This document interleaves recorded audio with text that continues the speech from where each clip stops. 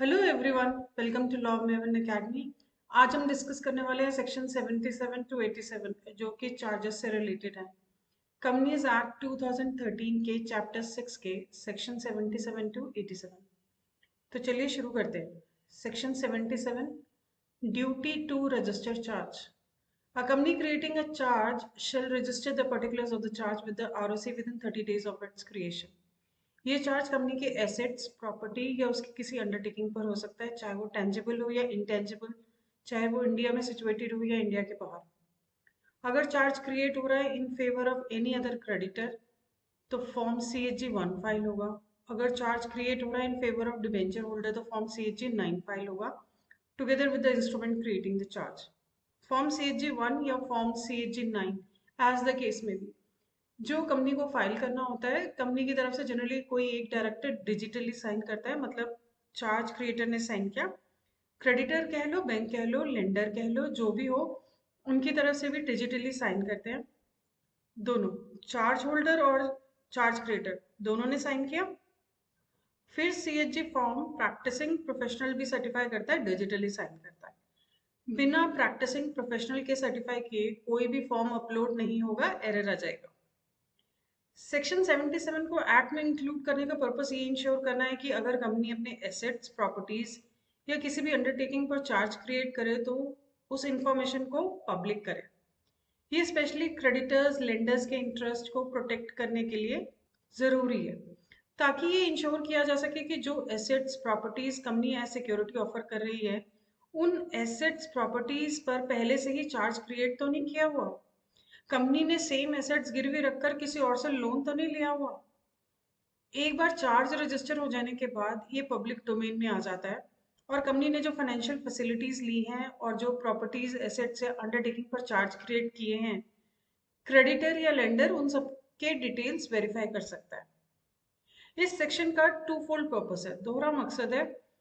पहला है कि कंपनी को प्रीवियस क्रेडिटर, लेंडर को बिना नोटिस दिए, विदाउट नोटिस, सेम उन्हीं एसेट्स पर साइमल्टेनियसली बोरो करने से रोकना, प्रिवेंट करना। और दूसरा, नए क्रेडिटर या लेंडर को एसेट्स के स्टेटस के बारे में क्लियर इंफॉर्मेशन देना। जब कंपनी फॉर्म CHG 1 या CHG 9 फाइल करती है तो ROC एक certificate of registration of charge issue करता है। फॉर्म CHG 2 में अब देखते हैं अगर चार्ज रजिस्टर नहीं किया तो क्या होगा, consequences of non registration of charges.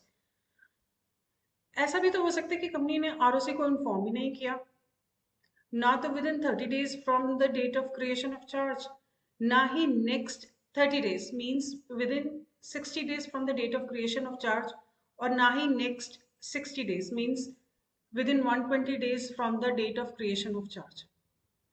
अगर कंपनी ने ROC को इन्फॉर्म ही नहीं किया तो एसेट पर किसी क्रेडिटर का कोई राइट नहीं है, एसेट फ्री है। Company can sell that asset या फिर किसी और फाइनेंशियल इंस्टीट्यूशन या बैंक से लोन ले सकते हैं। अगर चार्ज रजिस्टर नहीं हुआ तो charge shall be void as against the liquidator and any other creditor of the company. Void against liquidator का मतलब यह है कि कंपनी के वाइंडिंग अप के टाइम लिक्विडेटर उस चार्ज को इग्नोर कर सकता है और कंसर्न क्रेडिटर को एक अनसिक्योर्ड क्रेडिटर मान सकता है। ऐसी सिचुएशन में प्रॉपर्टी को चार्ज फ्री माना जाएगा, मतलब क्रेडिटर अपनी ड्यूज की रिकवरी के लिए उस प्रॉपर्टी को बेच नहीं सकता। वॉइड अगेंस्ट यानी क्रेडिटर ऑफ द कंपनी, मतलब ये कि अगर उसी प्रॉपर्टी पर बाद में कोई और चार्ज क्रिएट किया जाता है और पहले वाला चार्ज रजिस्टर्ड नहीं है तो पहले वाले चार्ज का कोई कॉन्सिक्वेंस नहीं होगा। The earlier charge would have no consequence. अगर इसके बाद वाला चार्ज रजिस्टर्ड है तो उसे प्रायोरिटी मिलेगी। इन अदर वर्ड्स, बाद वाले चार्ज होल्डर के पास अपनी मनी रिकवर करने के लिए उस प्रॉपर्टी को बेचने का राइट होगा। किसी चार्ज को फाइल ना करने से गोइंग कंसर्न के रूप में कंपनी के अगेंस्ट वो चार्ज इनवैलिडेट नहीं हो जाता। ये सिर्फ लिक्विडेशन के टाइम लिक्विडेटर और क्रेडिटर्स के अगेंस्ट वॉइड माना जाता है। However, this does not mean that charge is altogether void and the debt is not recoverable. इसका मतलब ये नहीं है कि ये चार्ज पूरी तरह से void है और लोन की रिकवरी नहीं की जा सकती। ये मत समझना कि चार्ज रजिस्टर नहीं किया तो लोन रीपे ही नहीं करना। Contract of loan is still valid. It's just that security is void. Loan is still payable. Even if the charge is not registered, the company is still liable to repay the money. बस अब security नहीं है पैसे recover करने के लिए. Merely the charge, that is security by asset, is void. The obligation to repay the money is valid. अब देखते हैं section 78 application for registration by charge holder. अगर कोई कंपनी 30 डेज के अंदर चार्ज को रजिस्टर नहीं करती तो चार्ज होल्डर चार्ज के रजिस्ट्रेशन के लिए आरओसी को अप्लाई कर सकता है और चार्ज होल्डर किए गए एक्सपेंसेस को कंपनी से रिकवर भी कर सकता है. ऐसी एप्लीकेशन मिलने पर आरओसी कंपनी को नोटिस दे सकता है. ROC show cause notice issue कर सकता है. कंपनी या तो खुद चार्ज रजिस्टर कर सकती है या कोई सफिशिएंट रीजन बता सकती है कि उस चार्ज को रजिस्टर क्यों नहीं करना चाहिए.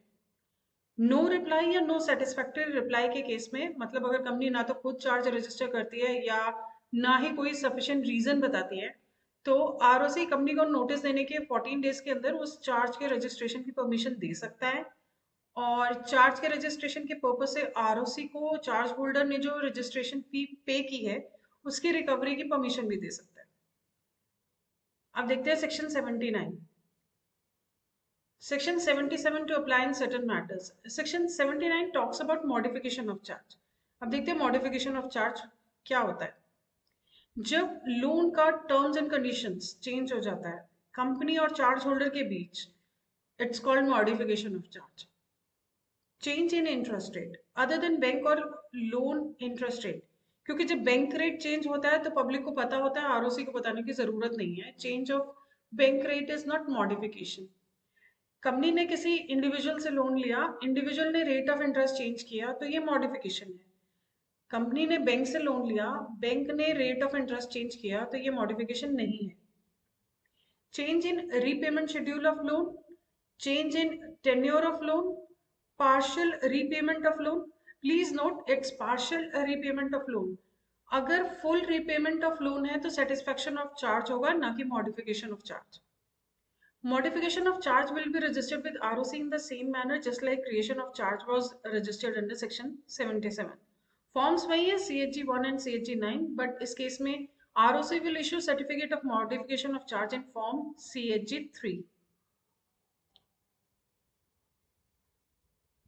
अब देखते हैं section 80 date of notice of charge.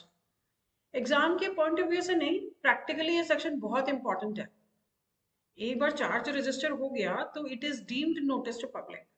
अगर किसी कंपनी की किसी प्रॉपर्टी एसेट पर कोई चार्ज अंडर सेक्शन 77 रजिस्टर्ड है तो कोई भी पर्सन जो ऐसी प्रॉपर्टी एसेट अंडरटेकिंग या उनके किसी पार्ट या उनमें कोई शेयर या इंटरेस्ट एक्वायर करता है तो ये माना जाएगा, इट शिल बी डीम्ड कि उसे ऐसे रजिस्ट्रेशन की डेट से ही उस चार्ज की इंफॉर्मेशन है, नोटिस है. एक बार जब चार्ज रजिस्टर हो जाता है तो चार्ज के क्रिएशन के डिटेल्स पब्लिक डोमेन का हिस्सा बन जाते हैं.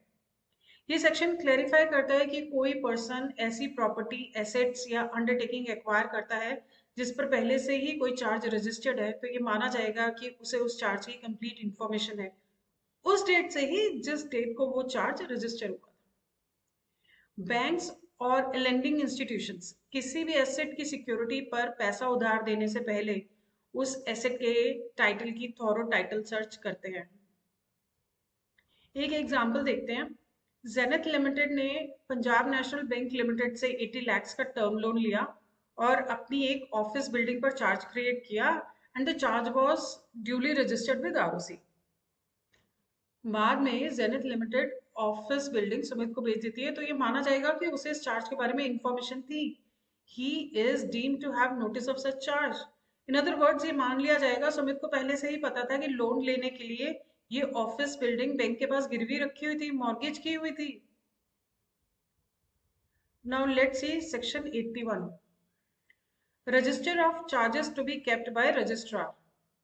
रजिस्ट्रार एक रजिस्टर ऑफ चार्जेस मेंटेन करेगा जिसमें इस चैप्टर 6 के अंडर रजिस्टर्ड चार्जेस होंगे टिल डेट सभी कंपनीज के. Registrar shall maintain a register of charges for all companies on MCA website.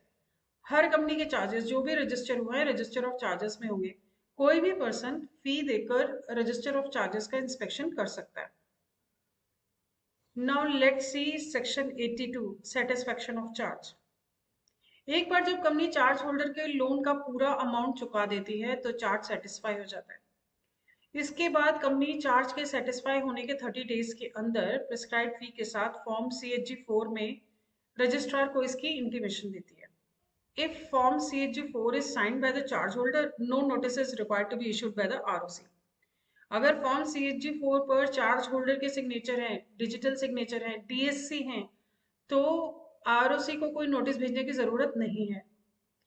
Notice नहीं भेजा जाएगा अगर चार्ज होल्डर का लेटर अटैच्ड है जिसमें यह कहा गया हो कि amount has been satisfied and the letter is attached with Form CHG4. This is mandatory attachment. If Form CHG4 is not signed by the charge holder, 14 days notice is issued by ROC to the charge holder. Registrar charge holder को 14 days का एक notice issue करेगा। अगर charge holder कोई reason नहीं बताता तो registrar ये ऑर्डर देगा कि सेक्शन 81 के अंडर रजिस्टर ऑफ चार्जेस में सेटिस्फैक्शन को एंटर किया जाए और वो कंपनी को इन्फॉर्म करेगा कि उसने ऐसा कर दिया है। अगर चार्ज होल्डर रजिस्ट्रार को कोई रीजन बताता है तो वो रजिस्टर ऑफ चार्जेस में इसको रिकॉर्ड करेगा और अकॉर्डिंगली कंपनी को इन्फॉर्म करेगा। If ROC has not been intimated within 30 days, ROC can be informed within 300 days from the date of satisfaction on payment of additional fee.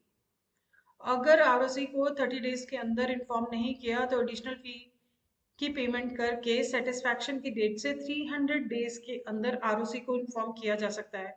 That means you still have 270 days to inform ROC. अगर ROC को 300 days के अंदर भी inform नहीं किया तो क्या होगा, ये देखेंगे सेक्शन 87 में। अभी फिलहाल देखते हैं section 83, power of registrar regarding satisfaction of charge. कई बार ऐसा हो सकता है कि कोई कंपनी रजिस्ट्रार को चार्ज के सेटिस्फैक्शन की इंटीमेशन ना दे। हो सकता है कंपनी ये बात छुपा रही है कि एसेट पर अब कोई चार्ज नहीं है ताकि कंपनी बाद वाले क्रेडिटर्स को धोखा दे सके। अनसिक्योर्ड क्रेडिटर्स अगर पैसा मांगेंगे तो कंपनी बोलती है सब एसेट्स गिरवी रखे हुए हैं, देखो रजिस्टर ऑफ चार्जेस।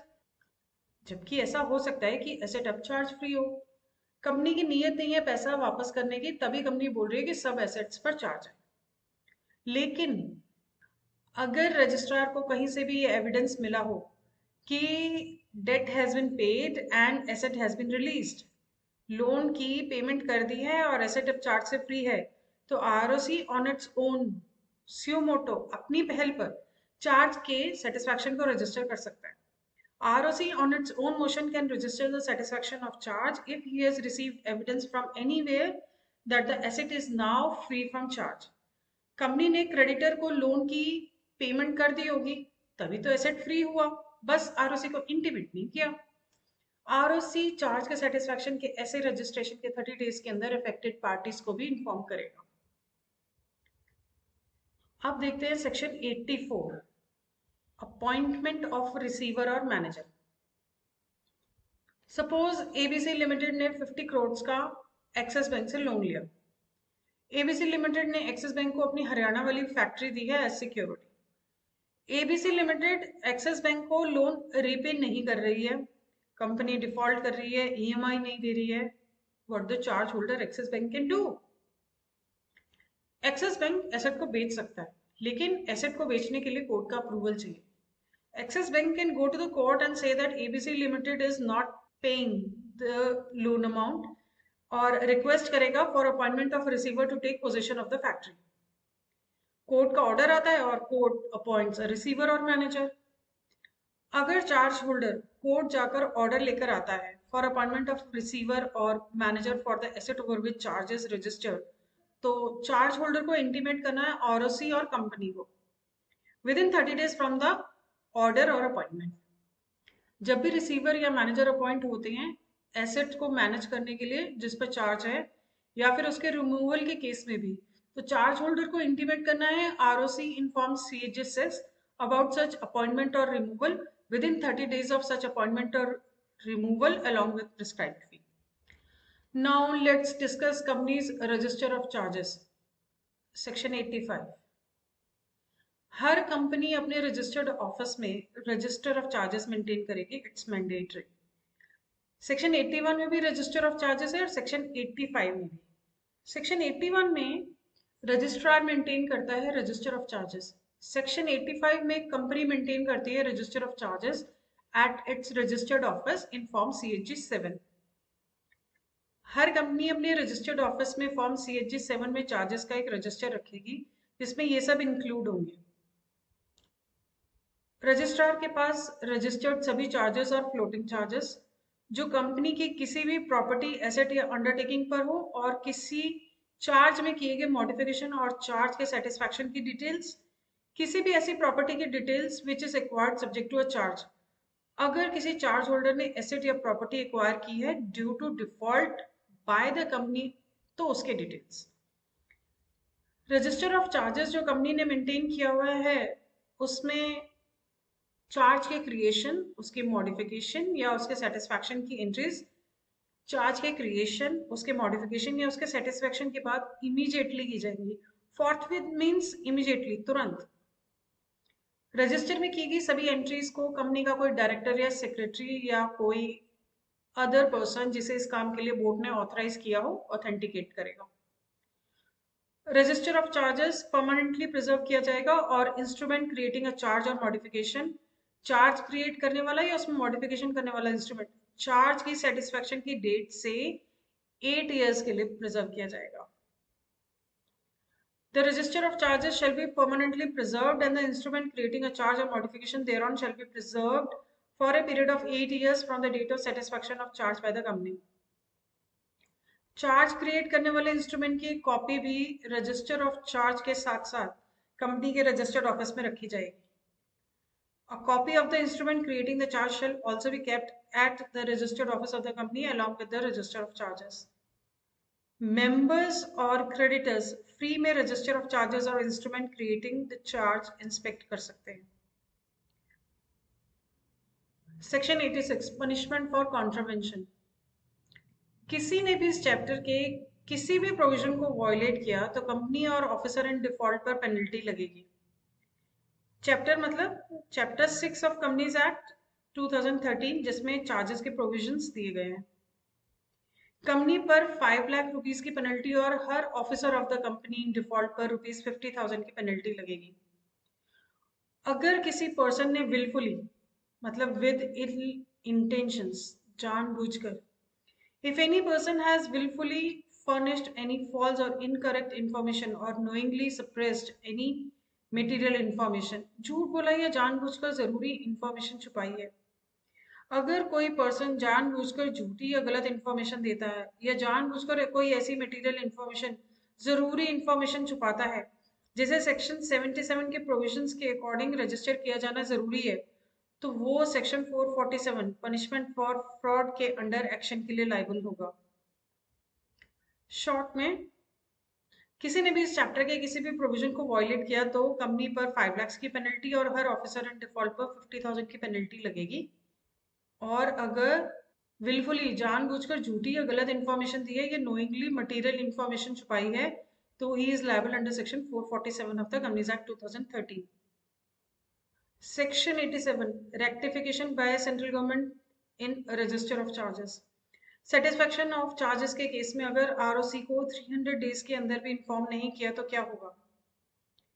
अगर 300 डेज भी गुजर गए तो आरओसी के पास पावर्स नहीं है to register satisfaction of charges.